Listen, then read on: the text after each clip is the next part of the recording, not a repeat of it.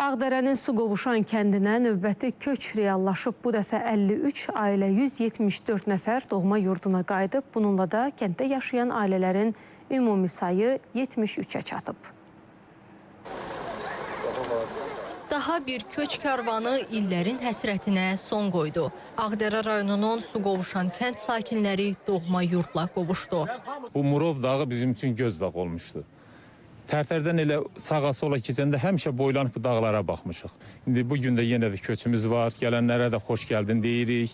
Müzəffər ordumuzu Allah yaşatsın, həmişə var eləsin.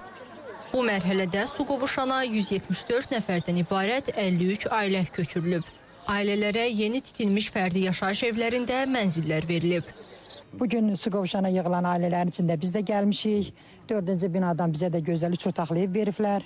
Çox gözəldir, çox qəşəng, çox razıyıq. Allah dövlətimizi var eləsin, şəhidlərimizə rəhmət eləsin.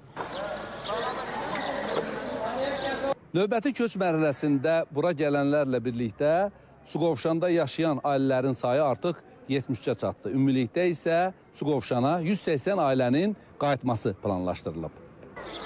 Kənddə avtomobil yolları, elektrik, rabitə, su xətləri çəkilib, əhali qaz təchizatı ilə təmin olunub.